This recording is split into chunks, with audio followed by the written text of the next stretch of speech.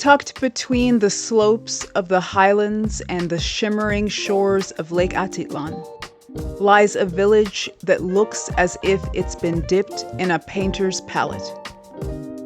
Nearly every wall, doorway, and rooftop tells a story in vivid color. But this striking appearance isn't just for show. It's the result of a bold community project where art became a vehicle for empowerment, tradition met transformation, and an entire village reclaimed its narrative, one brushstroke at a time.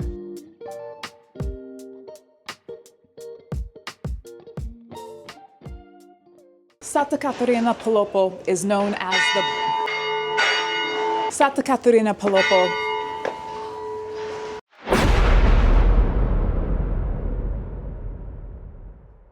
Today I am visiting, Santa Catarina Palopó, also known as Lake Atitlán's Blue Town. I came to Santa Catarina Palopó from San Antonio Palopó via tuk-tuk. The drive from San Antonio Palopó to Santa Catarina Palopó is a brief but unforgettable journey through one of Lake Atitlán's most scenic corridors. The narrow, winding road demands a cautious pace, especially along its sharper curves and steeper inclines. Yet, the reward is in the views. Glimpses of the lake's shimmering blue surface appear between dense underbrush and weathered fences, reflecting the sky and the silhouettes of the surrounding volcanoes. Atitlán, Toliman, and San Pedro, rising in quiet majesty.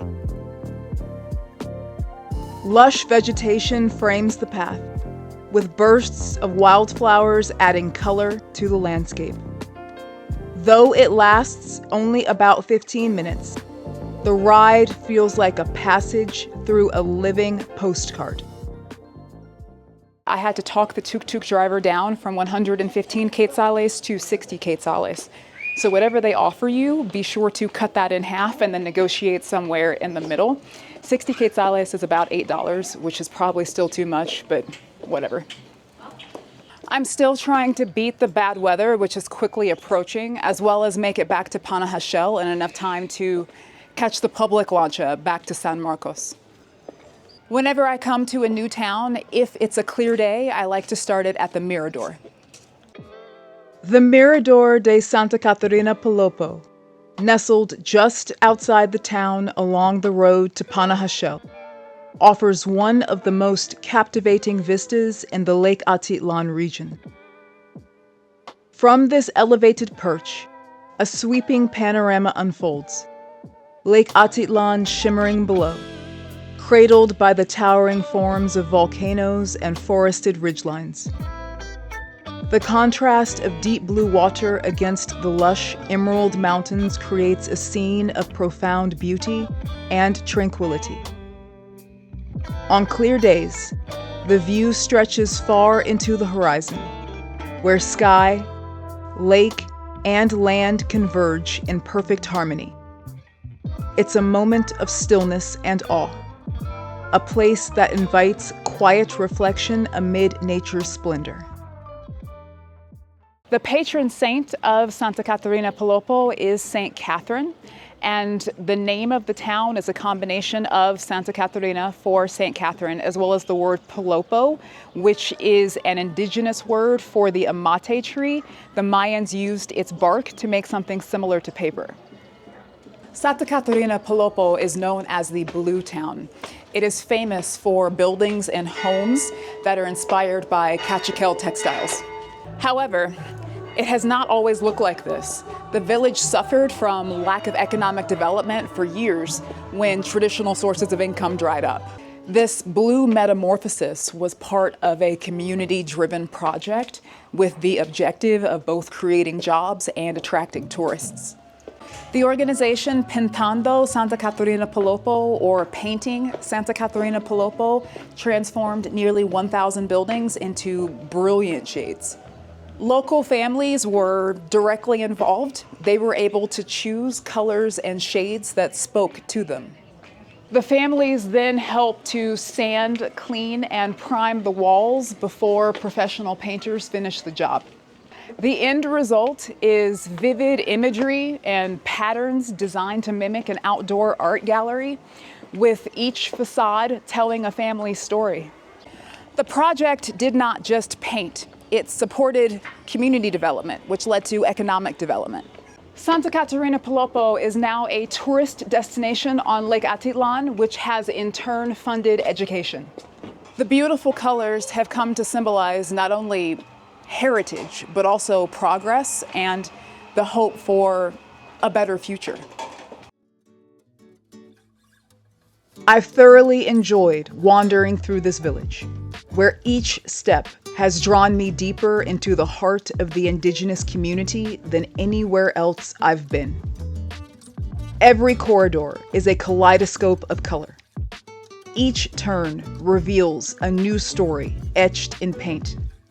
No two passageways are the same. Instead, Santa Catarina Palopó unfolds like a vibrant mosaic, alive with the spirit of its people. This is more than a village of painted walls. It is a living testament to resilience, creativity, and collective hope.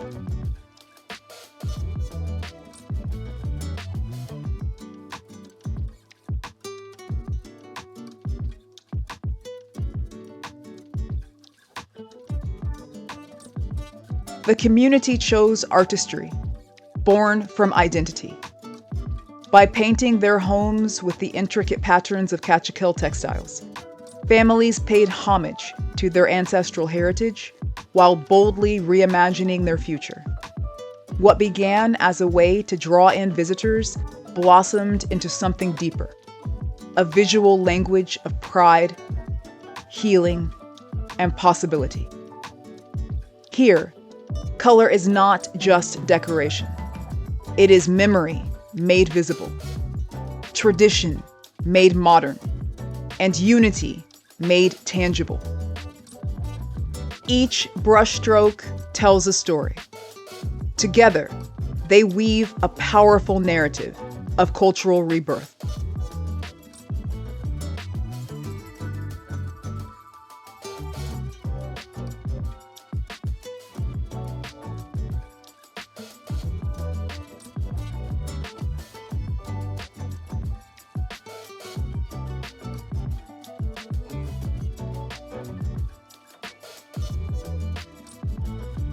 As I walk, children quietly emerge to watch me pass.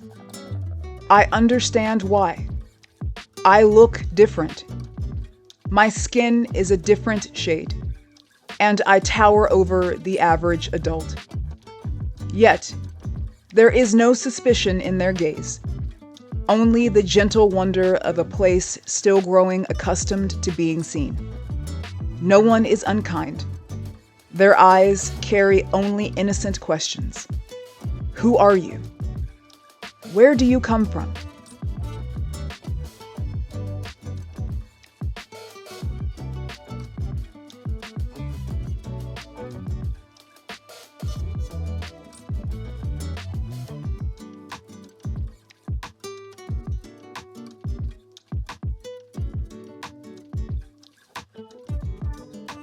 In Santa Catarina Palopó, the walls speak.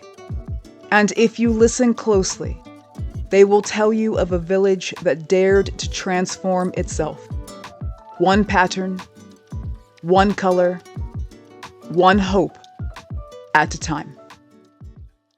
On the road in, I saw this amazing burst of color. I'm headed back up the hill toward it. I can't believe it's actually a cemetery.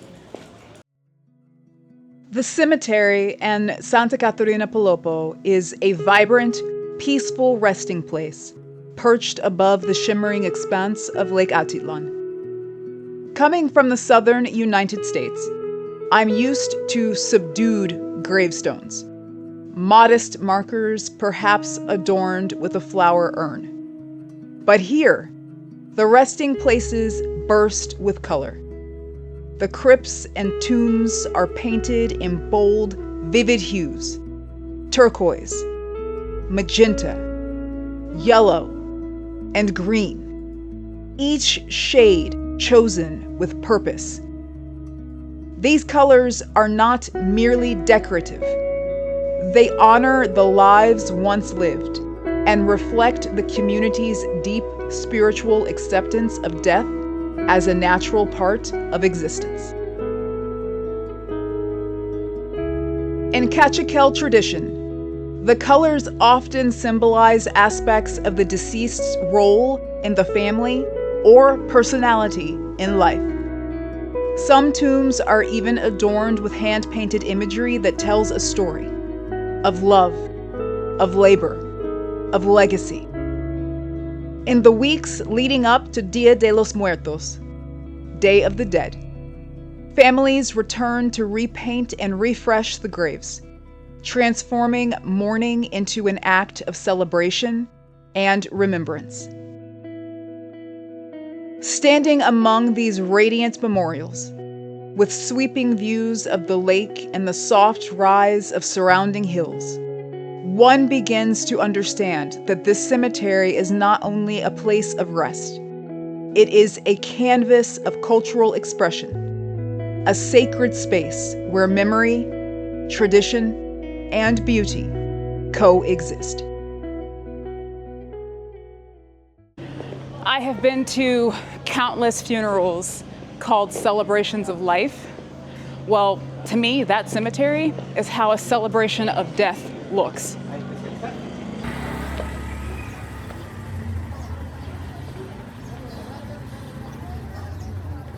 The Santa Catarina Church is a colonial-era church, and I wasn't going to stop by her village without also stopping by her church to say hello. That would just be rude. The facade of the Santa Catarina Palopó Church is a study in understated elegance, a colonial design rendered in soft white and pale yellow, with traditional flourishes that subtly echo the town's indigenous roots. At its crest, two lions stand guard, symbols of strength and reverence that watch silently over the village. Gray stone and red brick steps lead to the entrance, inviting visitors into a sacred space where history and devotion intertwine.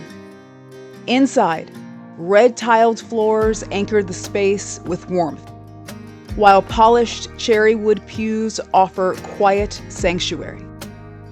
The interior is adorned with local artwork and religious imagery that reflect a profound cultural synthesis. Catholic icons reimagined through a Mayan lens. Jesus and the saints are draped in Cachiquel textiles, their garments vibrant with traditional patterns that honor both faith and heritage.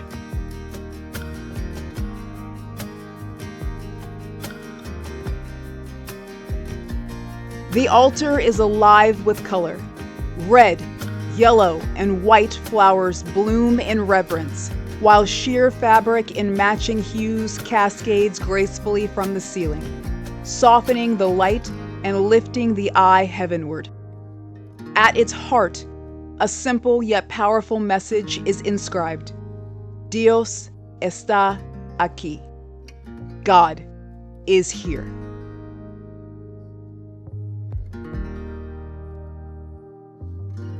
Among those honored within this space is Father Stanley Rother, an American priest who served during Guatemala's Civil War and was martyred in nearby Santiago Atitlán.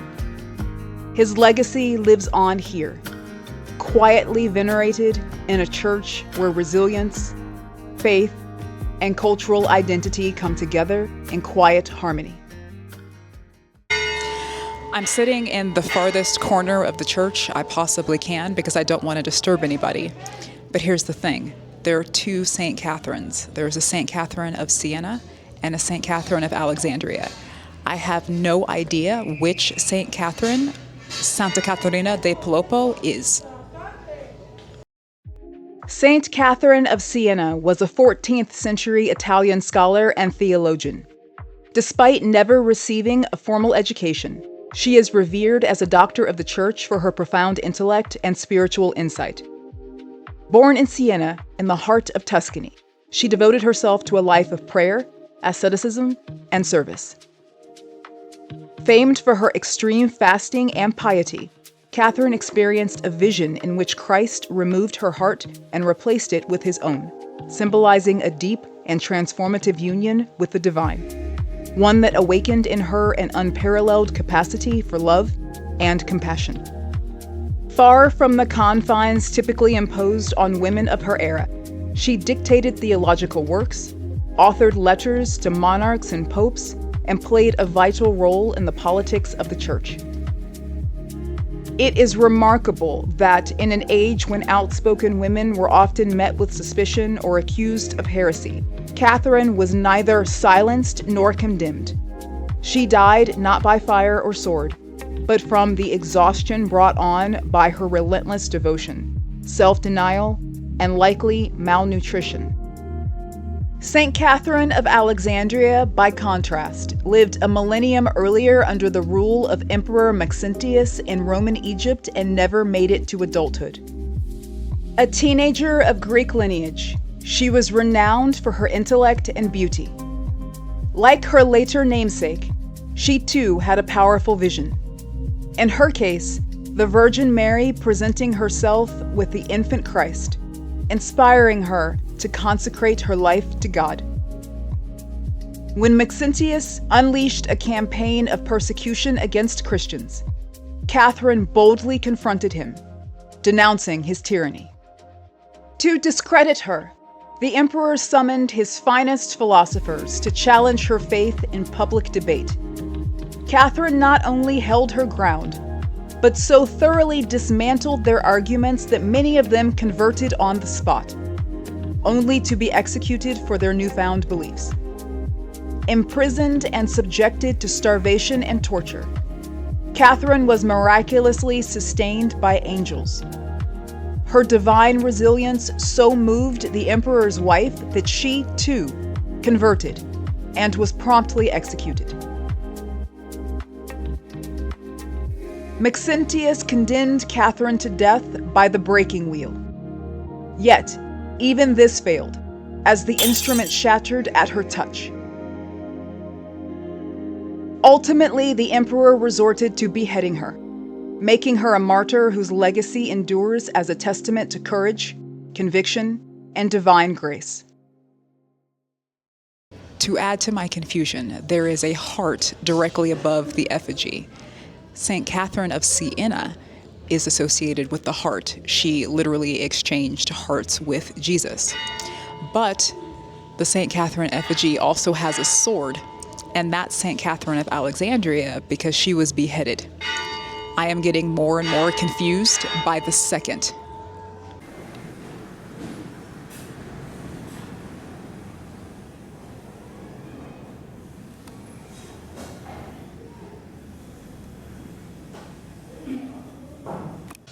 This is not getting any better, and I'm not going to be able to get a good night's rest until I figure it out.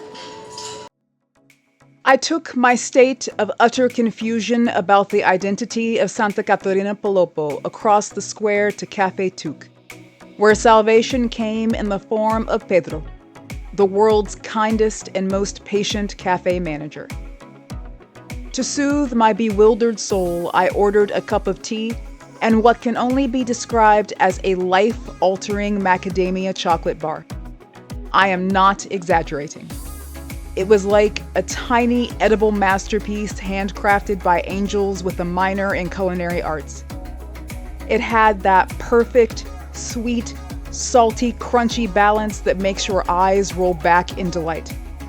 Naturally, I ate 3, in a row, without shame. Don't bother judging me. I'd do it again in a heartbeat. High on sugar and befuddlement, I then decided to reward Pedro's hospitality by testing the limits of his patience with my aggressively mediocre Spanish. He smiled through it all. A true saint. but also possibly reconsidering his life choices. Ok, yo tengo una pregunta. ¿Santa Catarina es Santa Catarina de Alexandria o Santa Catarina de Siena? No, hoy en la memoria de Santa Catalina de Alejandría. Alejandria. Alejandría, ya. Ok, pero Santa Catarina en la iglesia arriba un corazón. Santa Catarina de Siena es un corazón. Sí. No, el corazón simplemente lo tienen ahí, pero es Santa Catalina de Alejandría. En el escaparato, donde está, ahorita no está ahí, sino que está en abajo. Lo tienen ahí dentro de la iglesia ahorita. Ok, Ya. ok, está bien. Pero es Santa Catalina de Alejandría, no de Siena. No Siena, No, Alejandría. Siena, de Alejandría. Ya. Ok, muchas gracias. Muy bien, claro. Ok. The question of the day has at last been answered. The heart is, it seems, purely symbolic. Without a doubt, it is Saint Catherine of Alexandria. So there you have it. From painted walls to sacred hearts, tuk-tuk rides to chocolate epiphanies, Santa Catarina Palopó is more than just a picturesque village perched on the shores of Lake Atitlán. It's a living canvas, a community that dared to dream in color and turned that dream into a legacy. Here, art isn't just for beauty. It's for healing, remembering, and imagining something better.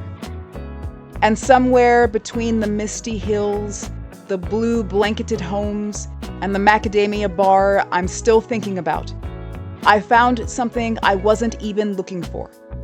The quiet power of a place that tells its story not by shouting, but by painting it on every surface, in every shade of hope.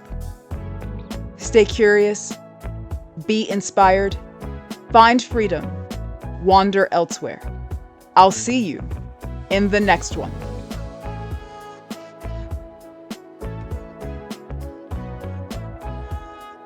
Which Saint Catherine did you think it was?